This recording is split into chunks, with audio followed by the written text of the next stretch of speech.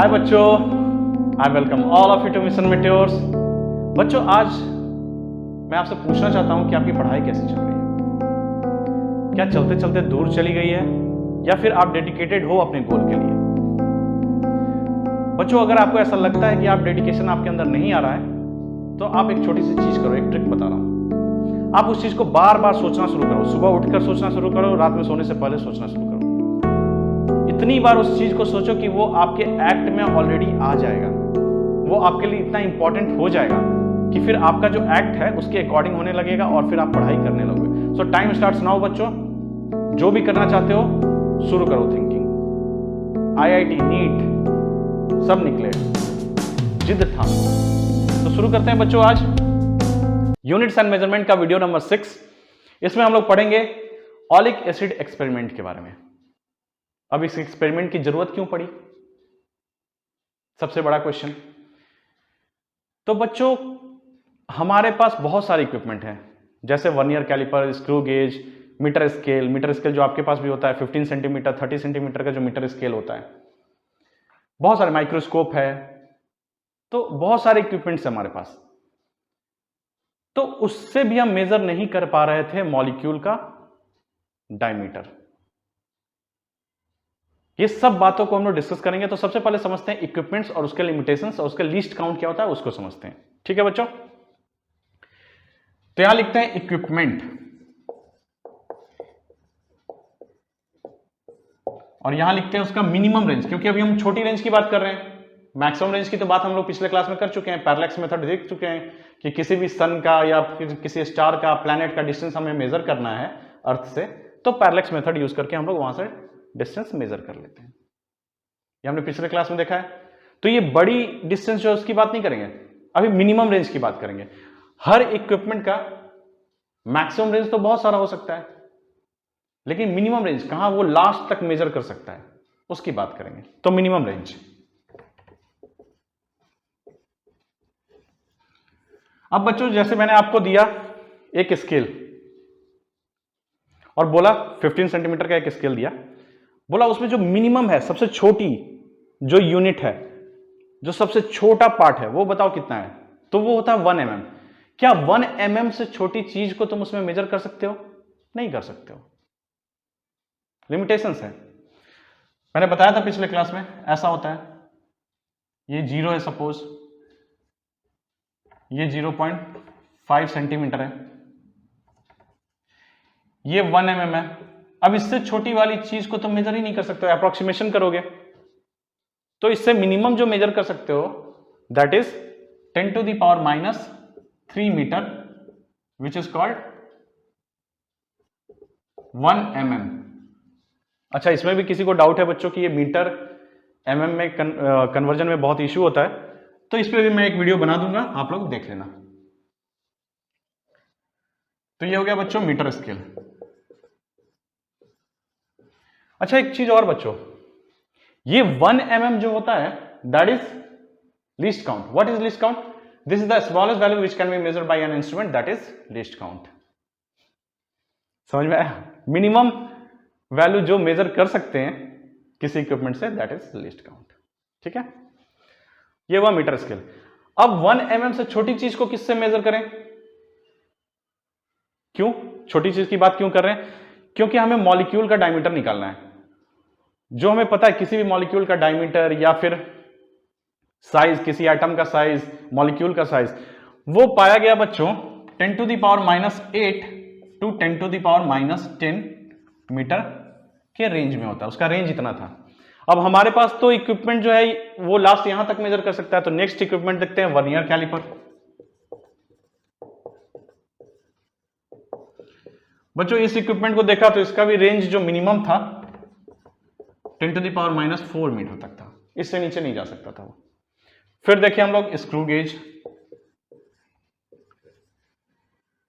बच्चों इस चैप्टर के बाद हमारा सिग्निफिकेंट फिगर होगा, उसके बाद वर्नियर कैलिपर, फिर स्क्रू गेज, फिर हमारा यूनिट एंड मेजरमेंट्स खत्म हो जाएगा।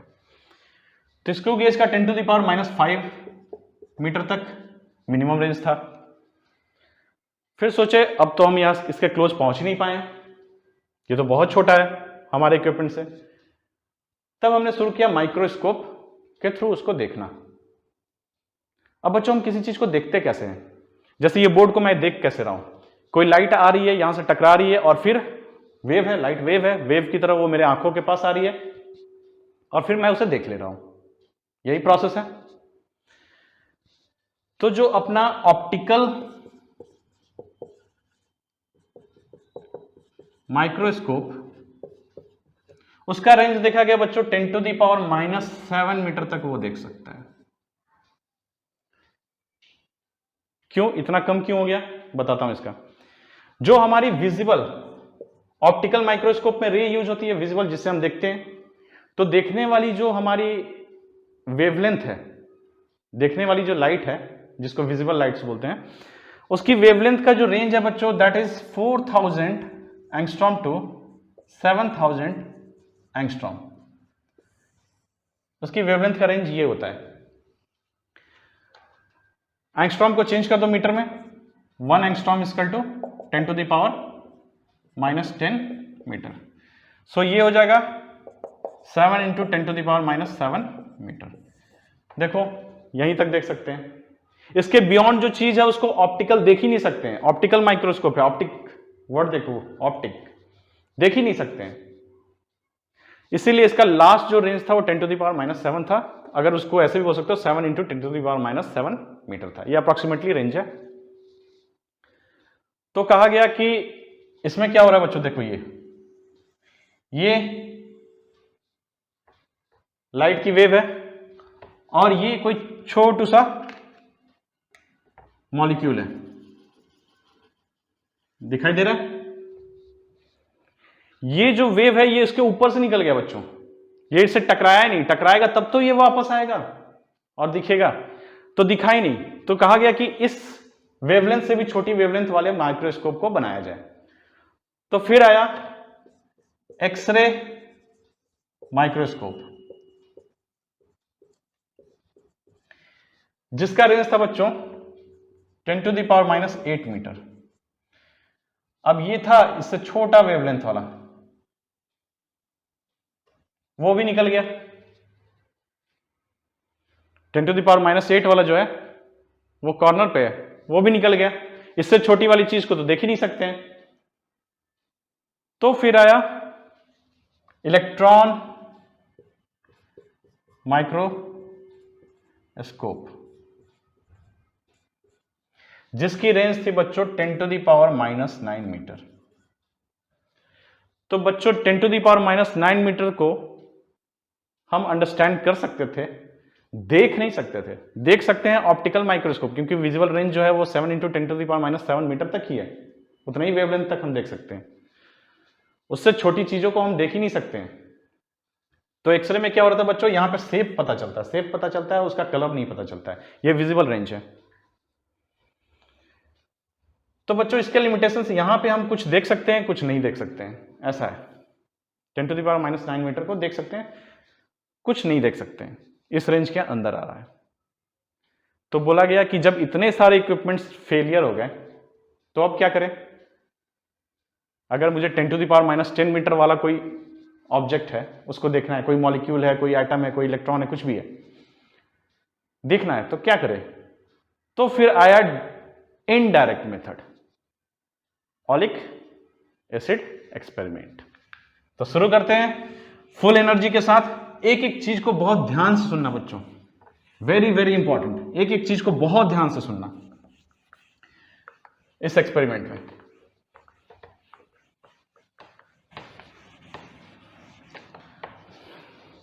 यहां हेडिंग लगाते हैं ऑलिक एसिड एक्सपेरिमेंट।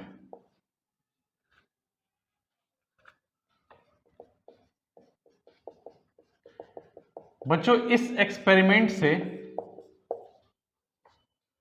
हमने ऑलिक एसिड के मॉलिक्यूल का डायमीटर निकाला। तो इस एक्सपेरिमेंट में क्या क्या यूज होता है, सबसे पहले उन सारी चीजों को समझते हैं। ऑलिक एसिड यूज हुआ, वाटर यूज हुआ, फिर अल्कोहल यूज हुआ,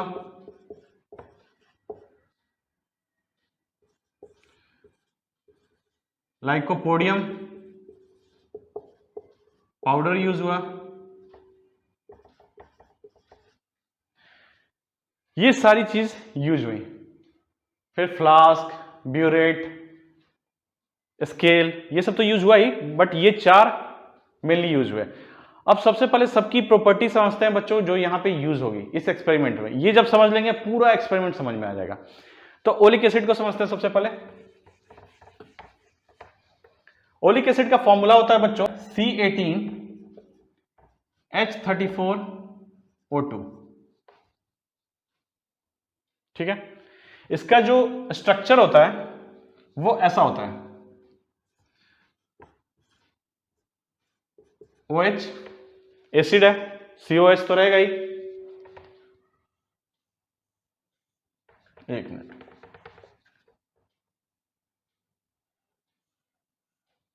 one two three four five six seven eight nine, 1 2 3 4 5 6 7 8, 1 को मिटा देता हूं यहां पे, 9। बिना डस्टर गिरे बनना नहीं है लेक्चर। सो 9 10 11 12 13 14 15 16 17 18। ठीक है बच्चों, ये स्ट्रक्चर होता है इसका। इसमें क्या होता है, एक डबल बॉन्ड होता है और ये सिस में होता है। इसका आईयूपैक नेमिंग देखोगे, IUPAC नेमिंग तो होता है सिस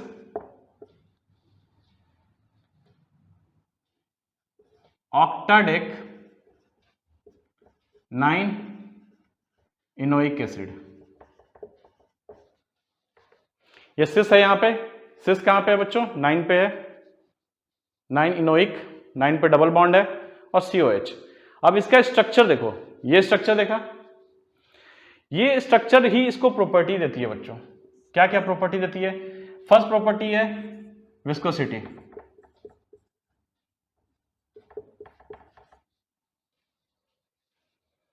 विस्कोसिटी इसकी क्यों होती है? क्योंकि ये जो मॉलिक्यूल है, ये बहुत सारे मॉलिक्यूल हैं, ये आपस में फंस जाते हैं, फंसने के चलते विस्कस हो जाते हैं, तो विस्कोसिटी इसमें आती है। ठीक है, ये थोड़ा जाड़ा सा गाढ़ा सा कंपाउंड होता है ओलिक एसिड। सेकंड, इसमें ये वाला जो बताने वाला प्रॉपर्टी, ये बहुत इंपॉर्टेंट है। इसका ये पार्ट जो होता है बच्चों, OH वाला पार्ट, ये पार्ट जो होता है, दिस इज हाइड्रोफिलिक। हाइड्रोफिलिक का क्या मतलब है बच्चों? जो वाटर को लव करता है, वाटर से प्यार करता है, जो वाटर में रहना चाहता है, ये पार्ट। बट बाकी जो पार्ट है बच्चों, ये पार्ट, ये हाइड्रोफोबिक होता है। This is hydrophobic. ये पार्ट हाइड्रोफोबिक होता है, ये पार्ट हाइड्रोफिलिक होता है। इसका क्या मतलब है? जब आप इसको वाटर में डिसॉल्व करोगे, जब इसको वाटर में आप डिसॉल्व करोगे, तो ये वाटर में इनसॉल्युबल होता है। क्यों? क्योंकि ये पार्ट तो अटैच हो जाता है, बट ये पूरा पार्ट ऐसे रहता है। मतलब वाटर में आप इस मॉलिक्यूल को जब रखोगे तो ये कुछ ऐसा हो रहेगा, ऐसे रहेगा, ये डिसॉल्व नहीं होगा। So this is insoluble in water, insoluble in water, but this one is soluble in alcohol. तीसरी प्रॉपर्टी, ये सारी प्रॉपर्टी यूज होगी बच्चों, ये प्रॉपर्टी यूज होगी सॉल्युबल इन अल्कोहल। वाटर में ये सॉल्युबल नहीं होता है और अल्कोहल में सॉल्युबल होता है। ठीक है। फोर्थ, ये ट्रांसपेरेंट होता है।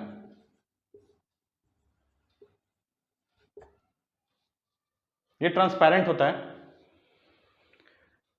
इस प्रॉपर्टी को भी हम लोग यूज करेंगे इस एक्सपेरिमेंट में। बट बच्चों कहीं कहीं कमर्शियल यूज में ये पेल येलो कलर का होता है, बट मोस्टली ये ट्रांसपेरेंट होता है। जो हम लोग एक्सपेरिमेंट में यूज करते हैं वो ट्रांसपेरेंट होता है। ठीक है। तो ये सारी हुई ऑयलिक एसिड की प्रॉपर्टी। इसकी एक बहुत इंपॉर्टेंट प्रॉपर्टी है, वो है बच्चों ये मोनो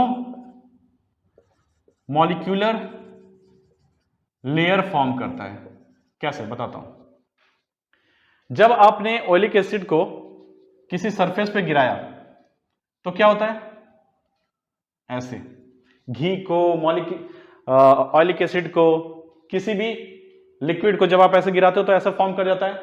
क्यों? उसकी प्रॉपर्टी की वजह से, सरफेस टेंशन की वजह से ऐसा वो फॉर्म कर जाता है।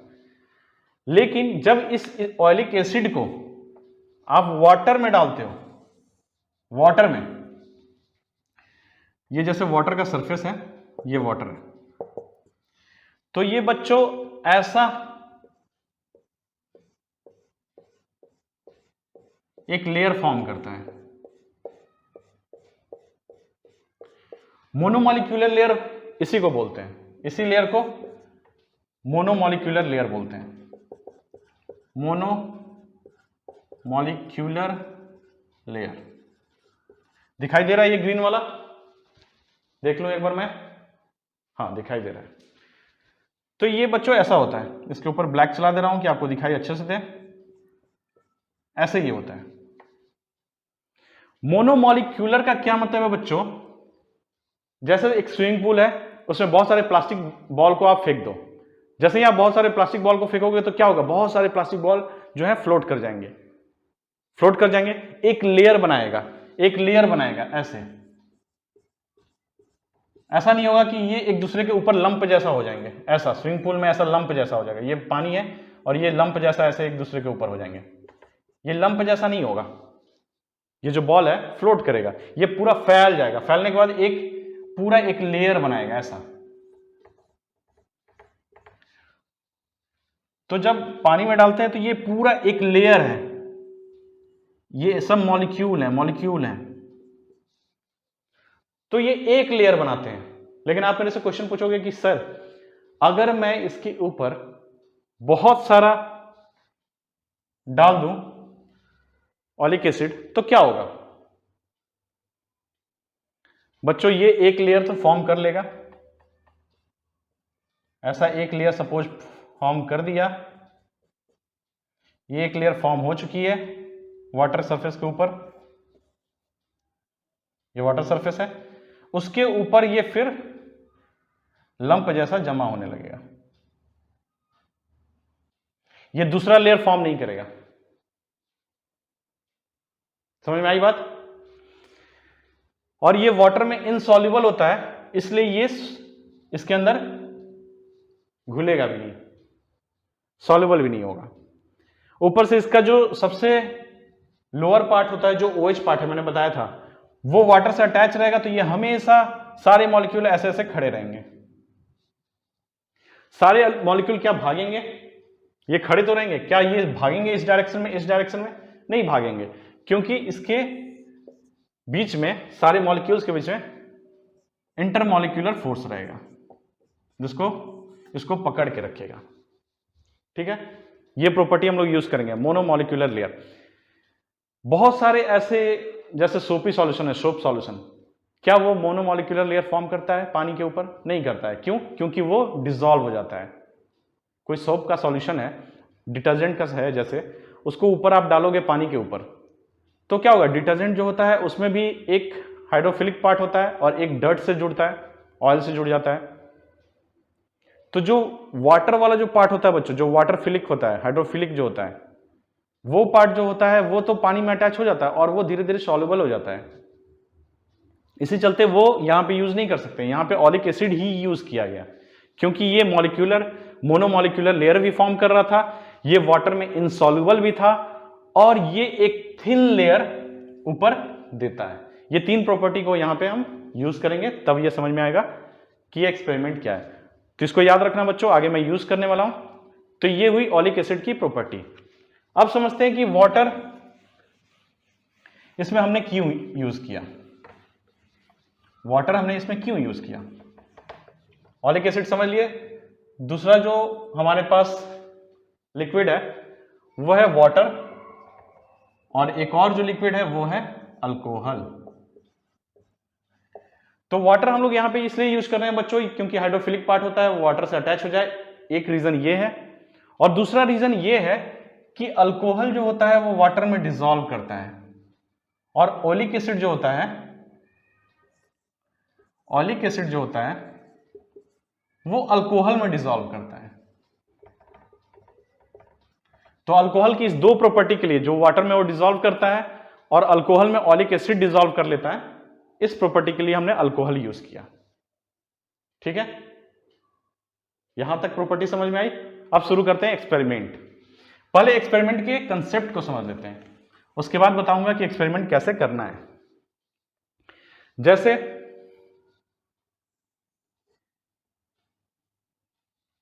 एक बाउल है, ये वाटर का सरफेस है। अब बच्चों ओलिक एसिड जो होता है, जैसे मैंने बताया था कि वो ट्रांसपेरेंट होता है, बताया था मैंने। तो इसके ऊपर अगर ड्रॉप गिरा दोगे, ये ड्रॉप आपने गिरा दिया इसमें, मोनोमोलिक्यूलर लेयर फॉर्म करने के लिए गिराया, वो ड्रॉप इसके ऊपर गिरेगा तो वो ऐसे फॉर्म कर देगा मोनोमोलिक्यूलर लेयर, ऐसा फॉर्म कर दिया। ठीक है, अब हम क्या करते हैं कि ये मोनोमोलिक्यूलर लेयर को, यहां पे आपकी आईज है, समझ लो यहां से आप देख रहे हो, इसको मैं यहां पे बना रहा हूं। ये समझो एक बाउल का टॉप है, ऊपर से आप देख रहे हो ऐसे, यहां से देखो, फिर यहां पे ऐसा कुछ ओलिक एसिड फॉर्म हो गया, ये ओलिक एसिड फॉर्म कर गया। ठीक है, ये टॉप व्यू है और ये साइड व्यू है, इधर से देख रहे हैं। तो बताओ बच्चों, ये जो है ये थिकनेस है टी। अगर इसका एरिया हम निकालेंगे, ये सर्कुलर है बच्चों, ये सर्कुलर है, सपोज ये सर्कुलर है। ठीक है, इसमें दिख नहीं रहा, अच्छे से बना देता हूं इसको। ये बाउल जो है एकदम सर्कुलर है, बाउल के सर्कुलर होने से कोई मतलब नहीं है, बट ओलिक एसिड जो इसके अंदर है वो सर्कुलर है। जनरली सर्कुलर फॉर्म होता नहीं है, बताऊंगा आगे, एजम्पशन है, बट अभी मान लो सर्कुलर है। कंसेप्ट समझते हैं कि हम किस कंसेप्ट को यूज कर रहे हैं। ये हुआ ओलिक एसिड। ठीक है, इसका एरिया हम निकाल सकते हैं, मेजर कर लिया हमने इसका डायमीटर, डायमीटर मेजर करके इसका रेडियस निकाल लिया, रेडियस निकाल के इसका पाई आर स्क्वायर हमने कर दिया। इसका डायमीटर निकाला, फिर रेडियस निकाल के पाई आर स्क्वायर कर लिया, तो इसका ये पूरा एरिया निकल गया, ये एरिया निकल गया पूरा। या फिर डायमीटर है तो ऐसे कर दो,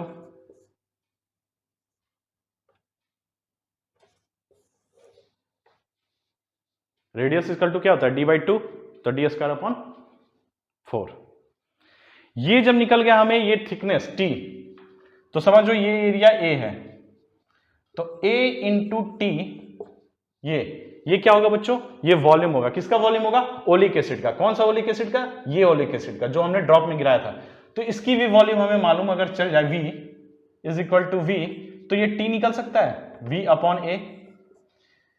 एरिया आप निकाल सकते हो मेजर करके, डायमीटर, एक स्केल को लिया और इसको मेजर किया, ऐसे मेजर करके डायमीटर निकाला, उससे एरिया निकाल लिया इसका। एरिया निकालने के बाद ये वॉल्यूम आपने जो ड्रॉप गिराया उसका वॉल्यूम आपने मेजर कर लिया, ये बराबर किया और ये थिकनेस निकल गया। ये जो थिकनेस है यही मॉलिक्यूल का डायमीटर है। ये छोटा सा जो मॉलिक्यूल है, ये छोटा सा मॉलिक्यूल, ये छोटा सा मॉलिक्यूल, इसी का डायमीटर है ये डायमीटर है। हमने यहां पे माना है, अब एजम्पशन देखो क्या क्या है। एजम्पशन है कि ये जो मॉलिक्यूल है, ये जो मॉलिक्यूल है ये सर्कुलर है, स्फेरिकल टाइप है। ठीक है, एक एजम्पशन ये है, जबकि हमने देखा है कि मॉलिक्यूल कैसा होता है, ये लंबा सा होता है, ऐसा, इसका स्ट्रक्चर ऐसे होता है, देखा था हमने, ये एक है। सेकंड, हमने जब ड्रॉप गिराऊंगा तो ये एग्जैक्ट सर्कुलर फॉर्म नहीं करता बच्चों, ये ऐसा कुछ फॉर्म करता है, ऐसे, ऐसा। तो हम इसको, ये एक्सपेरिमेंट को 3-4 बार करते हैं और फिर कैलकुलेशन करते हैं और निकालते हैं रिजल्ट। तो ये रिजल्ट निकल कर आता है 9 × 10 to the power -9 मीटर के आसपास आता है। मैंने एक बार एक्सपेरिमेंट किया था, मेरा रिजल्ट आया था 2 × 10 to the power -9 9 मीटर। ठीक है, अब इस पूरे एक्सपेरिमेंट को समझते हैं। ये कंसेप्ट हुआ कि हमने सबसे पहले क्या किया, एक ड्रॉप गिराया, उस ड्रॉप का वॉल्यूम हमें पता है V है, उस ड्रॉप को गिराया, मोनोमोलिक्यूलर लेयर फॉर्म किया, फॉर्म करने के बाद ये फॉर्म हुआ, इसका मेजर किया डायमीटर, उससे एरिया निकाला, एरिया को ये थिकनेस से मल्टीप्लाई कर दिया, ये थिकनेस जो है यही थिकनेस जो है वो डायमीटर है मॉलिक्यूल का। सो एरिया को थिकनेस से मल्टीप्लाई किया और ये वॉल्यूम हमें पता है उसके बराबर कर दिया, क्योंकि यही जो ओलिक एसिड है वही फॉर्म कर रही है इसको, इसी का शेप पानी में आकर वैसा हो गया। ये वाटर में डिसॉल्व नहीं होता है, इसलिए इसमें से कोई भी बूंद का कोई पार्ट है, जो ड्रॉप का कोई भी पार्ट है वो लॉस नहीं होगा, इसलिए ये बराबर कर सकते हैं। So area into T is equal to volume, so T is equal to V upon A. तो ये वॉल्यूम हमें पता है, एरिया हमने यहां से कैलकुलेट कर लिया, तो 100 में इसका डायमीटर पता चल गया। ठीक है बच्चों, अब इस एक्सपेरिमेंट को करते हैं, कैसे होता है ये।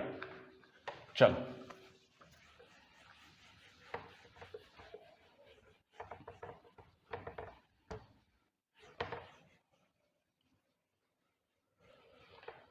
बच्चों, अभी तक तो हमने लाइकोपोडियम पाउडर की तो बात ही नहीं की है, वो अब समझ में आएगा कि अभी क्या यूज है उसका। ठीक है, इसलिए अभी मत समझो कि चैप्टर खत्म हुआ है, अभी बाकी है, पिक्चर अभी बाकी है मेरे दोस्त।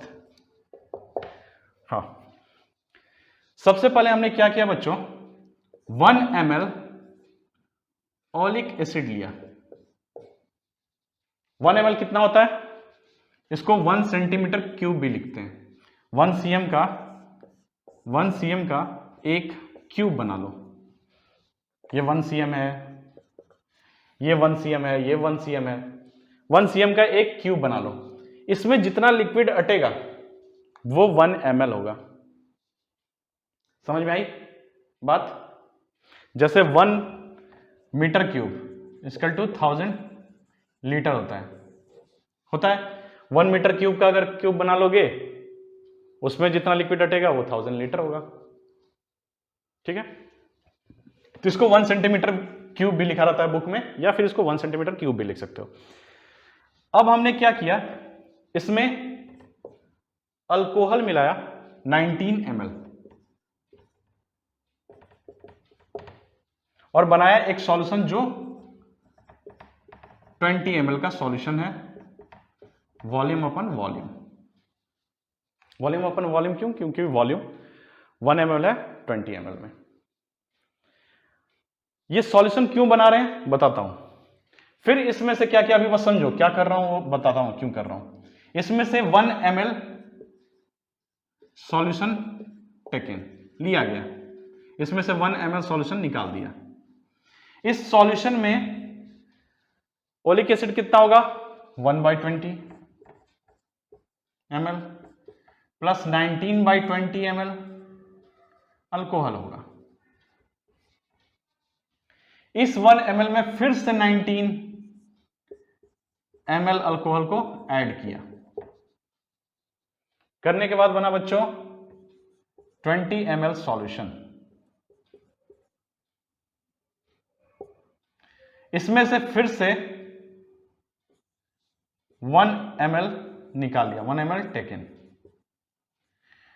तो जो सॉल्यूशन बचेगा उसमें 1/20 तो था, 20 ml का सॉल्यूशन बनाया, तो 1/20 इंटू 20 ml, इतना ml ऑलिक एसिड हो गया, प्लस 399/400 ml अल्कोहल हो गया।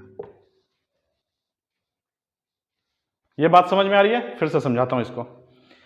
1 ml ऑलिक एसिड में 19 ml अल्कोहल मिलाया तो 20 ml बन गया। हमारे पास 1 ml ये है, अल्कोहल तो हमारे पास बहुत सारा हो सकता है, कोई भी अल्कोहल ले लो, 19 ml अल्कोहल।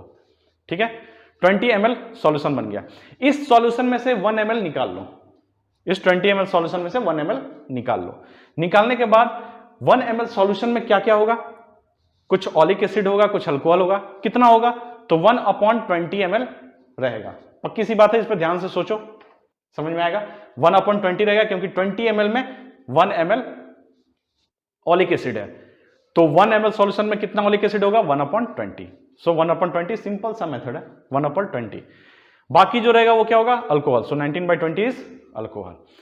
अब इस 1 ml सॉल्यूशन को फिर से 19 ml अल्कोहल में मिला दिया। मिलाने के बाद 20 ml का सॉल्यूशन बना। 20 ml सॉल्यूशन में से फिर 1 ml निकाल लो। जो 20 ml का सॉल्यूशन बना उसमें से 1 ml फिर से निकाल लो। निकालने के बाद 1/20 इंटू 20 ml का ऑलिक एसिड उसमें रहेगा और 399/400 ml का अल्कोहल उसमें होगा। समझ में आ रही है ये बात?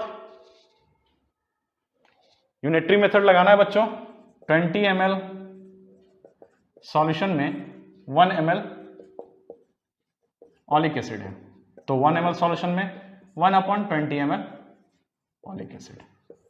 यही बात मैंने यहां लिख दिया, ये ऑलिक एसिड है, यही बात लिखा है मैंने वहां पे। पक्की सी बात है। अब बताओ 20 ml जब बनाया गया सॉल्यूशन तो उसमें तो ऑलिक एसिड 1/20 ही था। सो 20 ml सॉल्यूशन में, यहां के 20 ml सॉल्यूशन की बात कर रहा हूं, यहां वाला नहीं, यहां वाला में 1/20 ml ऑलिक एसिड है। सो 1 ml में कितना होगा? 1/20 इंटू 20 ऑलिक एसिड होगा ml। यही चीज मैंने यहां लिख दिया। तो ये बात समझ में आई कि ये कैसे हुआ। अब समझते हैं बच्चों कि ये हमने किया क्यों। एक बात बताओ, जब ये बाउल ऐसे है, ये वाटर सरफेस है, इसमें जब हमने एक ड्रॉप डाला तो जो ड्रॉप का वॉल्यूम है वो वॉल्यूम को हम क्या कंट्रोल कर सकते हैं? नहीं कर सकते हैं। वो उसकी प्रॉपर्टी पे डिपेंड करेगा, वो सरफेस टेंशन पे डिपेंड करेगा, इसके सरफेस टेंशन या प्रॉपर्टी पे डिपेंड करेगा। पक्की सी बात है। इस ड्रॉप को जैसे ही हमने इसमें गिराया तो क्या होगा बच्चों? ये मोनोमोलिक्यूलर लेयर फॉर्म करेगा। बट क्या इस ड्रॉप का वॉल्यूम हम कंट्रोल कर सकते हैं? एक ड्रॉप को हम कंट्रोल कर सकते हैं? नहीं कर सकते हैं ड्रॉप को कंट्रोल। वो उसके सरफेस टेंशन जो होगा उस पर डिपेंड करेगा, प्रॉपर्टी पे डिपेंड करेगा। सो इस ड्रॉप को हम कंट्रोल नहीं कर सकते कि इसमें कितने मॉलिक्यूल हैं। तो मॉलिक्यूल जब ज्यादा होंगे तो क्या होगा? मोनोमोलिक्यूलर लेयर तो फॉर्म करेगा, इसके ऊपर एक लंप जैसा जमा भी हो जाएगा, एक पाइलअप भी हो जाएगा। लेकिन हमें चाहिए क्या? ये वॉल्यूम हमने कंसेप्ट में देखा था कि ये वॉल्यूम को बराबर करना है मोनोमोलिक्यूलर लेयर के वॉल्यूम से। तो ये तो फिर एक्स्ट्रा हो गया। तो हमें बहुत छोटी सी यूनिट चाहिए क्योंकि एक ड्रॉप में बहुत सारे मॉलिक्यूल्स होते हैं। तो 1 ml को छोटा किया कैसे जाए? तो 1 ml को छोटा करने के लिए ये प्रोसेस अपनाया गया। अब यहां देखो, यहां पे 1 ml नहीं है, वहां पे 1/400 ml है। अब पूछोगे सर यहां तो अल्कोहल भी है, अब इसको अलग कैसे करोगे? 1 ml ऑलिक एसिड को आपने छोटा तो कर लिया, 1/400 कर लिया वॉल्यूम बाय वॉल्यूम, बट ये जो सॉल्यूशन है 1 ml जो लिया गया है, इस 1 ml में आपके अल्कोहल भी हैं। अब इसीलिए अल्कोहल लिया गया था बच्चों। अल्कोहल की प्रॉपर्टी यहां पे यूज होगी। अल्कोहल की प्रॉपर्टी होती है कि वो या तो वाटर में डिसॉल्व हो जाता है, इसके साथ जब हम यहां पे गिराएंगे, ये वाला कोई ड्रॉप गिराया हमने, ठीक है, ये वाला कोई ड्रॉप गिराया, इस ड्रॉप में जो भी अल्कोहल होगा वो तो या तो वाटर से डिसॉल्व हो जाएगा या फिर वो इवोपरेट हो जाएगा। जब सरफेस एरिया बढ़ेगा तो अल्कोहल इवोपरेट हो जाएगा या फिर वो डिसॉल्व हो जाएगा। बहुत वोलेटाइल होता है ये अल्कोहल, इसलिए हमने यहां अल्कोहल लिया। यहां वाटर क्यों नहीं लिया? क्योंकि ऑलिक एसिड जो है वाटर में डिसॉल्व होता ही नहीं है, this is insoluble in water. Concept समझ में आ रही है? तो इसीलिए हमने ये मेथड यूज किया इस ड्रॉप के वॉल्यूम में ओलिक एसिड के कंसंट्रेशन को कम करने के लिए। अगर बताओ इस ड्रॉप को गिराया और सारा अल्कोहल उड़ गया या डिसॉल्व हो गया वाटर में, तो बचेगा क्या? Oleic acid. तो यहां पे ओलिक एसिड का ही मोनोमोलिक्यूलर लेयर फॉर्म होगा। ठीक है बच्चों, तो हमने क्या किया कि यहां से एक ड्रॉप इस 1 ml का, जो यहां 1 ml निकला था, 1 ml जिसमें 1/400 ml volume by volume oleic acid है प्लस 399/400 ml volume by volume alcohol है।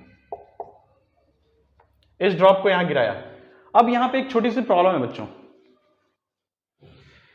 ये जो ओलिक एसिड होता है ये तो ट्रांसपेरेंट होता है, पानी के ऊपर गिरेगा तो हमें दिखेगा कैसे, हमें दिखेगा कैसे, ये जो बाउल का जो इस पे गिरा दिया आपने वो फैल गया, बट ये तो पानी के कलर का, ये ट्रांसपेरेंट है, दिखेगा कैसे? तो उसके लिए हमने यूज किया था लाइकोपोडियम पाउडर। अच्छा बच्चों, ये एक्सपेरिमेंट करने से पहले एक चीज बहुत इंपॉर्टेंट है कि क्या ओलिक एसिड एसिड है, उसके हजार्ड क्या है। बच्चों ये ओलिक एसिड जो होता है इसका पीएच वैल्यू 9.1 से 9.5 होता है, मैं बता दे रहा हूं, यहां लिखवा दे रहा हूं। 9.1 से पीएच वैल्यू जो है 9.5 के बीच में होता है, ठीक है। ये एडिबल ऑयल्स जो होते हैं जैसे ओलिव ऑयल, कोकोनट ऑयल, उसमें मिलते हैं। जैसे आपके ओलिव ऑयल में ये 75% पाए जाते हैं, कोकोनट ऑयल, पाम ऑयल ये सब में कम परसेंटेज में पाए जाते हैं, अराउंड 15% से लेके 30% के बीच में पाए जाते हैं। ये एडिबल ऑयल, इसको फैटी एसिड भी कहा जाता है, एसिड है तो फैटी एसिड भी कहा जाता है, ठीक है। अब बच्चों हम लोग हजार्ड के बारे में समझ चुके हैं कि पीएच वैल्यू जो होता है 9.5 तक होता है, 9.1 से 9.5 के बीच में होता है। तो हजार्ड जानना बहुत ही इंपॉर्टेंट है किसी भी एक्सपेरिमेंट को आप करने जा रहे हो उससे पहले, सही बात है। अब समझते हैं लाइकोपोडियम पाउडर का यूज क्या है। लाइकोपोडियम पाउडर जो होता है बच्चों वो येलो टैन कलर का होता है, उसमें एक कलर होता है येलो टैन कलर, उसी का यूज करेंगे, ध्यान देना। इसको आप ऊपर से देख रहे हो, ऊपर से देखो तो ये कैसा दिखेगा बच्चों, ऐसा। इसके ऊपर हमने क्या किया कि लाइकोपोडियम पाउडर को स्प्रिंकल कर दिया,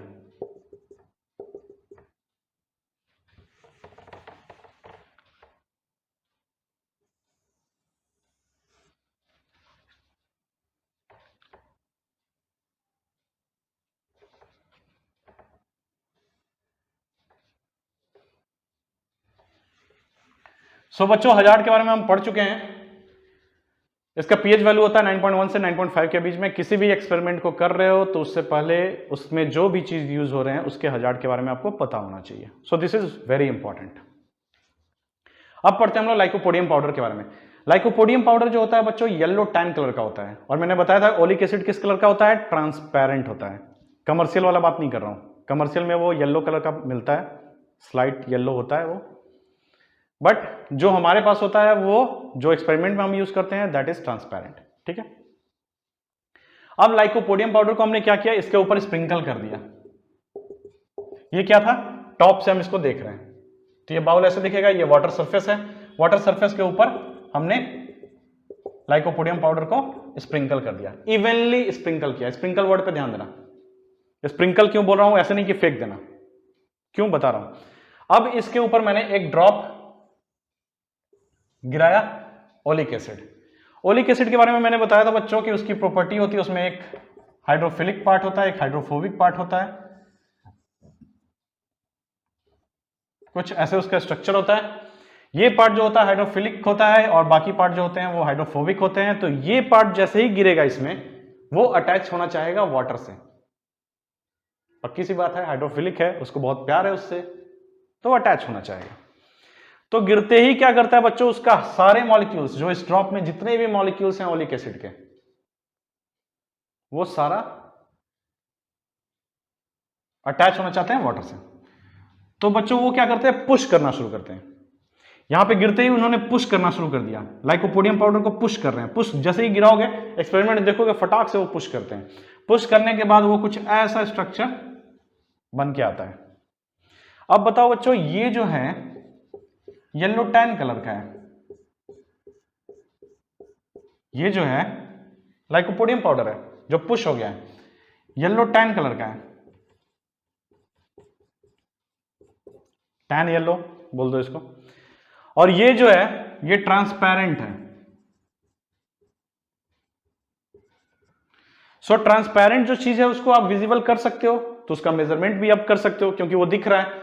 अगर ये लाइकोपोडियम पाउडर नहीं होता तो क्या वाटर से तो वो अटैच हो जाता, वाटर से वो अटैच हो जाता है, लेकिन आपको दिखता ही नहीं कि कितना मेजर करना है। अब क्या है, आप स्केल लोगे, स्केल से इसका डायमीटर मेजर कर लोगे, और डायमीटर हमें चाहिए था इसका, क्यों चाहिए था बता चुका हूं पिछले बार में।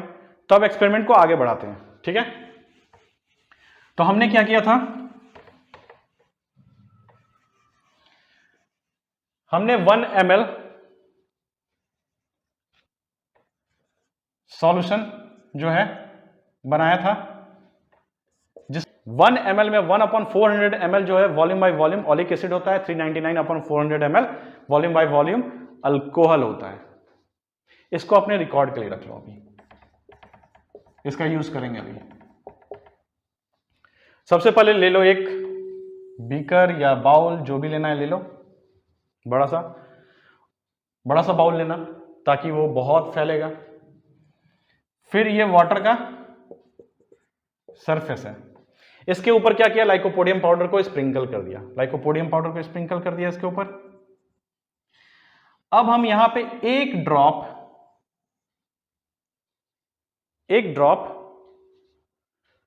ये सॉल्यूशन गिराएंगे। सॉल्यूशन गिराएंगे। अब हमें पता करना है बच्चों कि ये ड्रॉप का वॉल्यूम कितना है। एक एक्सपेरिमेंट छोटा सा,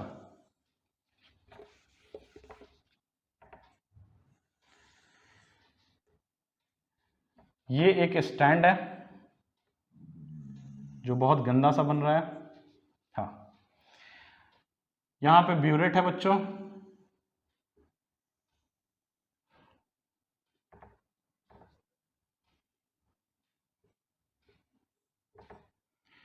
ये ब्यूरेट जो है यहां से अटैच है। अब इसमें क्या करेंगे, इसमें मार्किंग है, सपोज 10 ml यहां है, 10 ml ये सॉल्यूशन को हमने इसमें भर दिया, ठीक है। अब हम इसके ड्रॉप को काउंटिंग करना शुरू करते हैं, कितने ड्रॉप गिर रहे हैं। सपोज इसमें गिरे, जब आप एक्सपेरिमेंट करोगे तो इसमें 630 के आसपास ड्रॉप्स गिरते हैं। तो क्या 630 ड्रॉप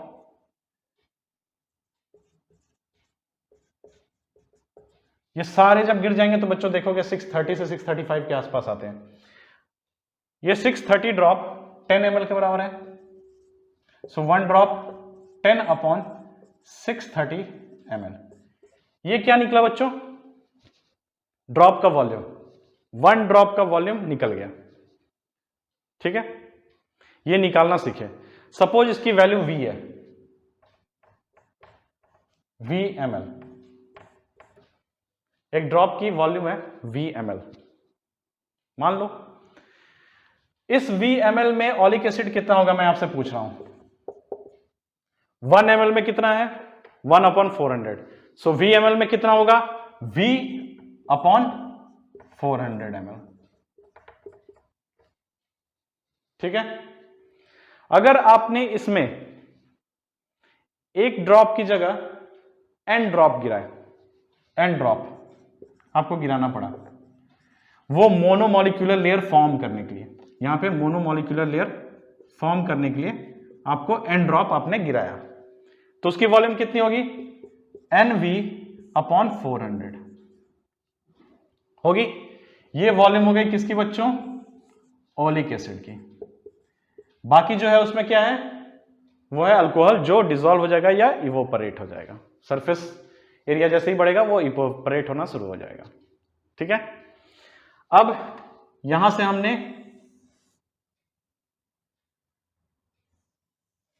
ये लाइकोपोडियम पाउडर था, यहां से हमने मेजर कर लिया था इसका डायमीटर D है। सो ये हो गया πd²/4, इसका एरिया हो गया। और ये पूरा एक सर्कल जैसा होगा, ऊपर से ये पूरा सर्कल होगा। इधर लाइकोपोडियम पाउडर है, समझो ये लाइकोपोडियम पाउडर है, ये सब लाइकोपोडियम पाउडर है। ये जो सर्कल है बच्चों, ये थिकनेस T, इसमें T से मल्टीप्लाई करेंगे तो ये वॉल्यूम हो जाएगा, उस डिस्क का वॉल्यूम हो जाएगा। डिस्क का थिकनेस T है तो इसका वॉल्यूम हो जाएगा, ये इक्वल टू होगा NV अपॉन 400 के, ठीक है। 400 ml को लिख सकते हैं cm3। So T equal to यहां से निकल जाएगा बच्चों, NV upon 400 into pi D square into 4। अब बच्चों ये जो V है ये तो आपको एक्सपेरिमेंट में निकालना पड़ेगा। जो मैंने जस्ट बताया कि जो मैंने निकाला था वो 630 के आसपास आया था, और वो 10/630 V का वॉल्यूम। V आपको पता है, N ड्रॉप्स आपने गिराया यहां देख लिया, N आपको पता है, पाई का वैल्यू आपको पता है, और D जो है आपने यहां पे मेजर किया है, यहां पे D, यही D था, दिस वन वाज D। सो इस तरह से आप T मॉलिक्यूल का थिकनेस निकाल लिया, ठीक है। इसमें अप्रोक्सीमेशन हमने क्या क्या किया है बच्चों,